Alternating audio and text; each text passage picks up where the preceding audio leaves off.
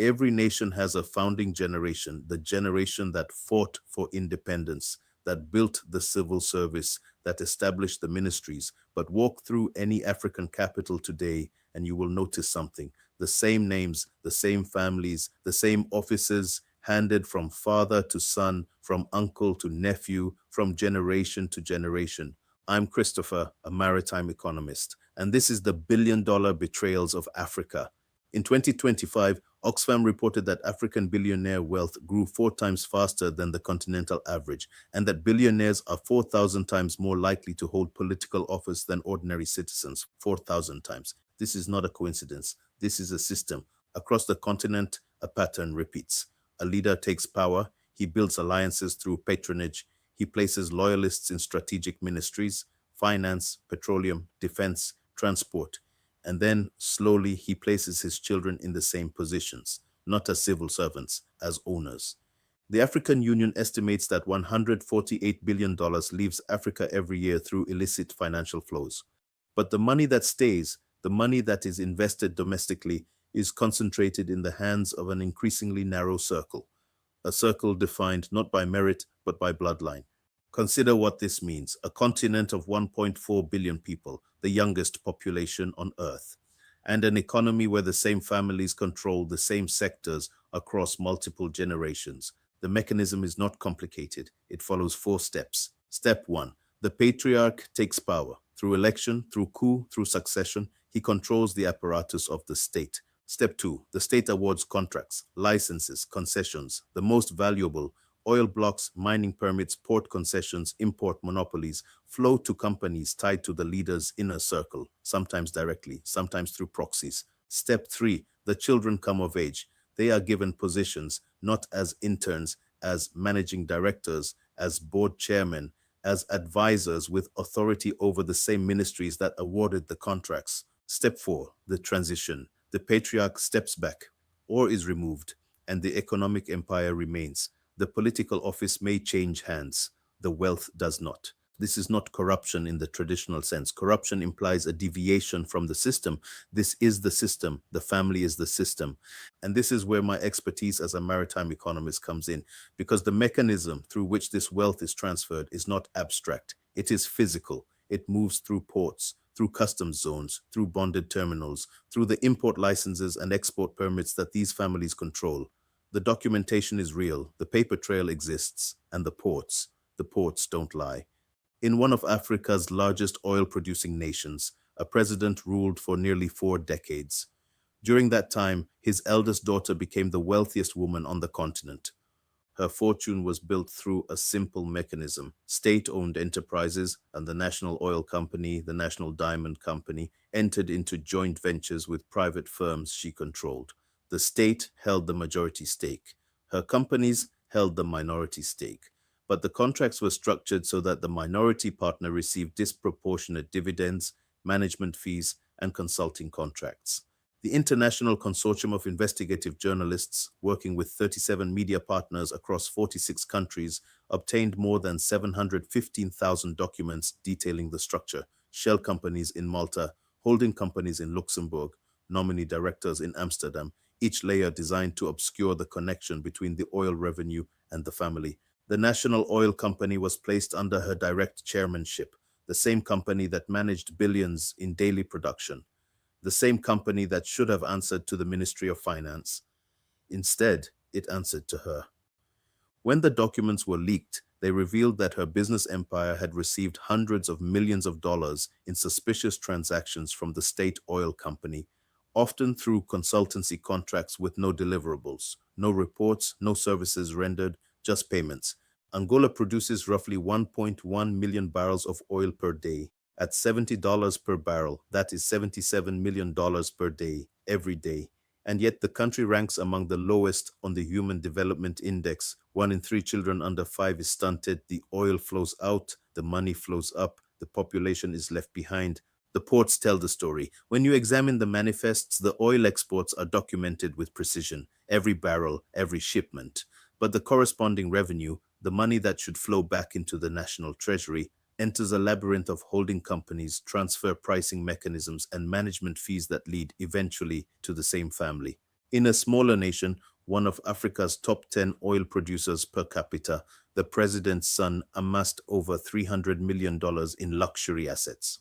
This is a man whose official government salary was less than $100,000 per year.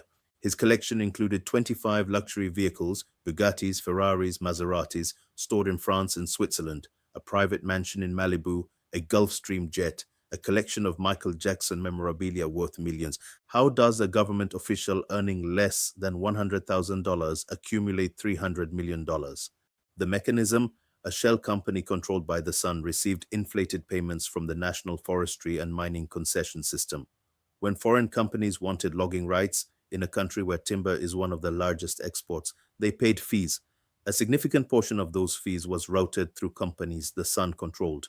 When French prosecutors investigated, they found that the son had used a system of straw men: French lawyers, Portuguese accountants, American real estate agents, each one signing documents on his behalf, each one maintaining the fiction that the properties belonged to someone else. France convicted him in absentia of embezzling over 150 million euros from the public treasury. Switzerland seized and auctioned 25 of his cars, returning $27 million to the nation.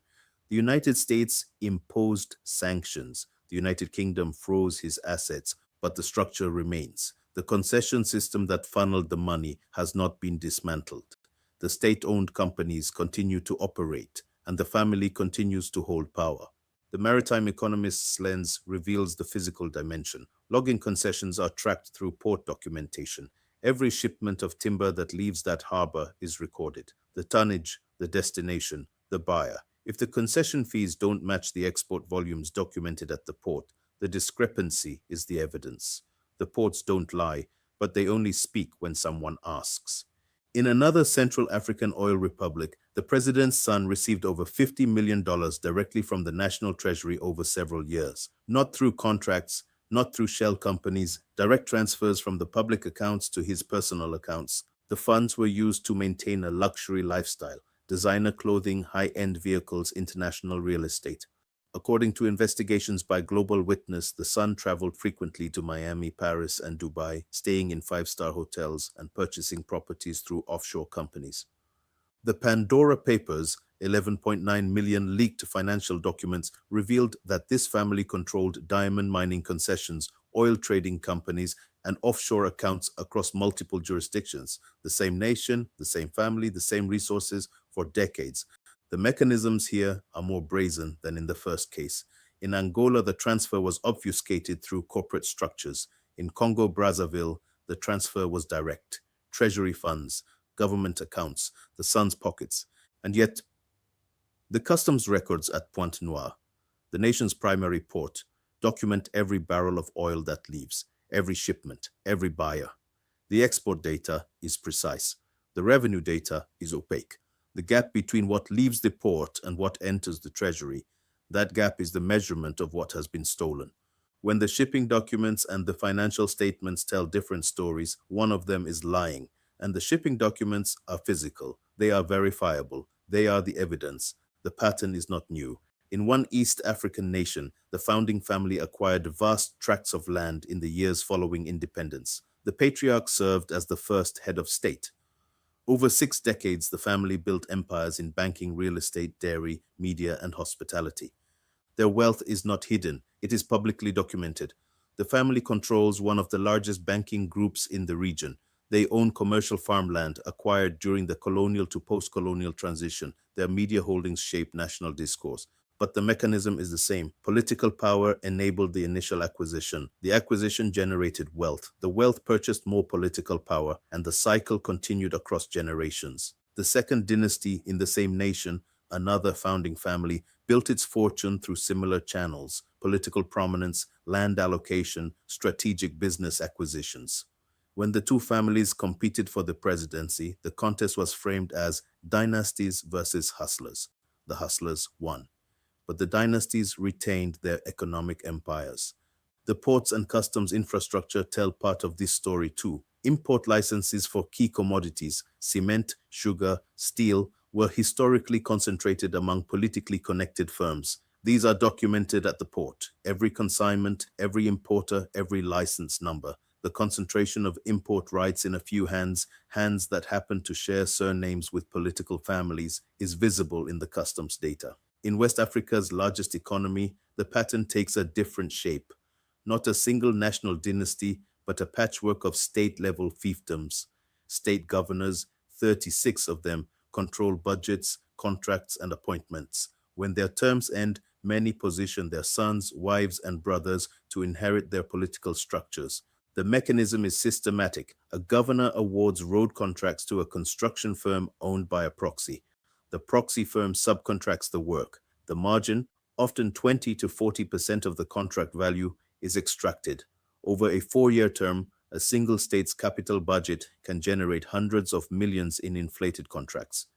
The governor's son is then positioned to run for the same office or for a federal legislative seat, backed by the network of contractors, traditional rulers, and party loyalists his father built. The political structure is the inheritance, the contracts are the revenue.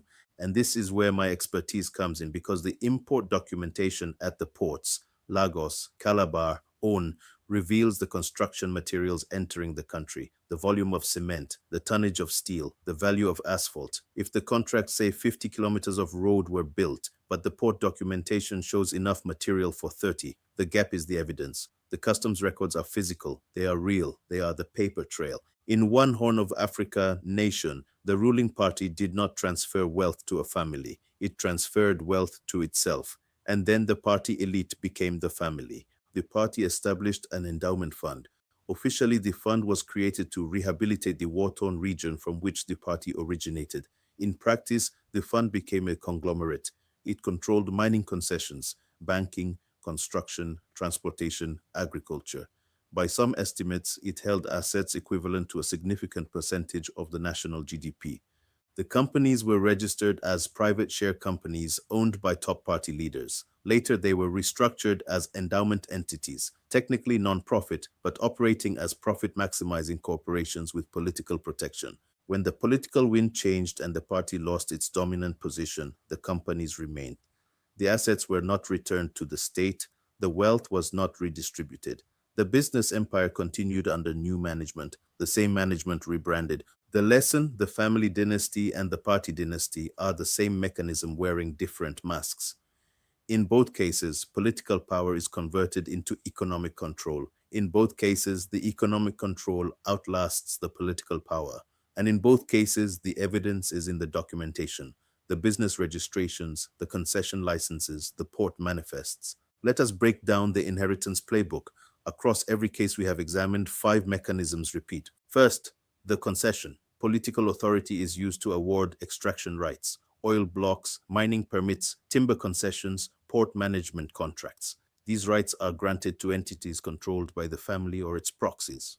Second, the import monopoly. Licenses to import critical commodities, fuel, cement, rice, steel, are concentrated among politically connected firms. Each import shipment passes through the port. Each shipment is documented. The documentation shows who holds the license. Third, the state-owned enterprise. The National Oil Company, the National Mining Company, the National Shipping Line. These are placed under the management of family members or loyalists. The revenue flows through these entities before reaching the Treasury. What is diverted along the way is the inheritance. Fourth, the offshore structure. Shell companies in jurisdictions with strict secrecy laws receive the diverted funds. The ownership of these companies is obscured through nominee directors, trust structures, and layered holding companies. The Panama Papers, the Pandora Papers, the Luanda leaks, each investigation has exposed the same architecture. Fifth, the political succession. The children are positioned to inherit the political office itself.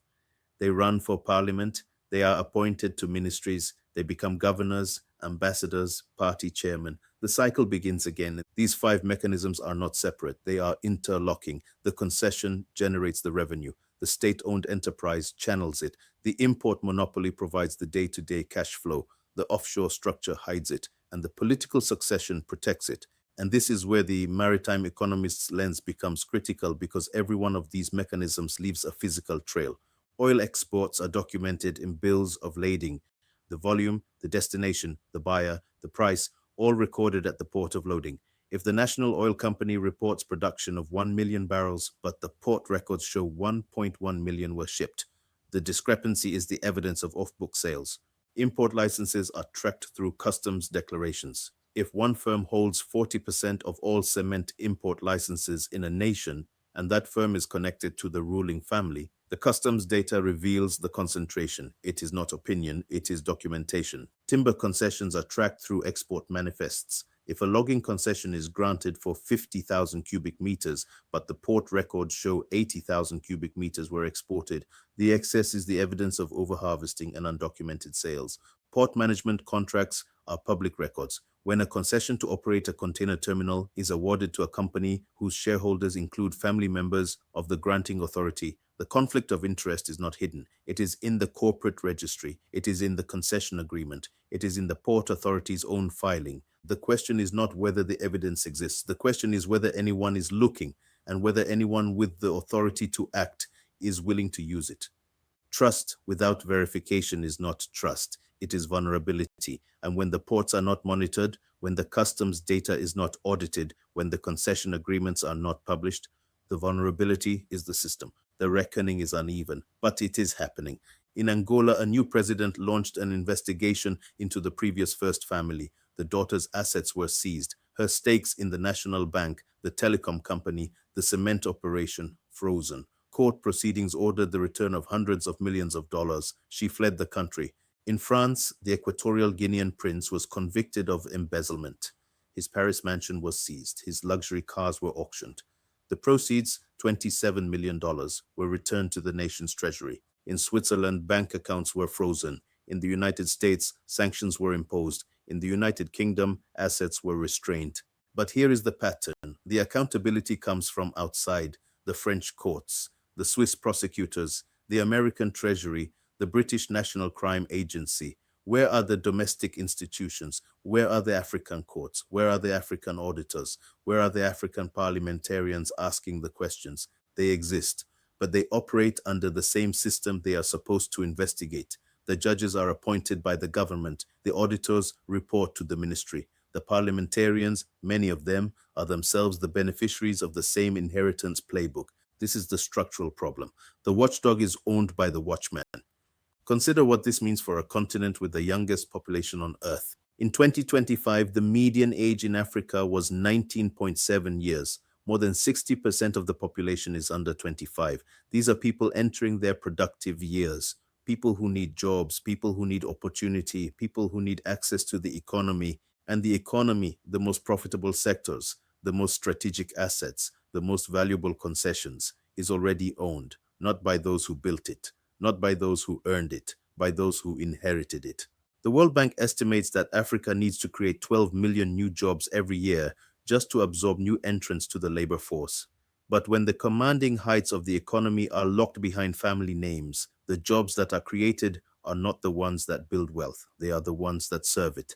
The young woman graduating from university with a degree in petroleum engineering will not run the national oil company. That position is reserved. The young man with a degree in logistics and supply chain management will not manage the port concession. That contract is inherited. The entrepreneur with a business plan for a regional shipping company will not receive the import license. That license was granted 20 years ago to a firm whose shareholders include the sons of the men who signed the grant. This is not hypothetical. This is the documented reality across multiple nations, multiple sectors, multiple generations. The question every African must ask is not whether corruption exists. That is settled. The question is whether the system that enables it, the inheritance of political power, the conversion of that power into economic control, and the transmission of that control across generations will be dismantled, or whether it will continue. The ports don't lie. The manifests are real. The documentation exists. The evidence of what has been taken and by whom is sitting in the customs offices, the port authority files, and the concession registries of every nation on this continent. The ports don't lie, but they only speak when someone asks. And the question, and the real question, is whether anyone will listen. I'm Christopher, the Maritime Economist. This is the billion-dollar betrayals of Africa. If you found this valuable, subscribe to Africa and Beyond for more documentaries on the money, power, and opportunity shaping our continent. Surprised you the most?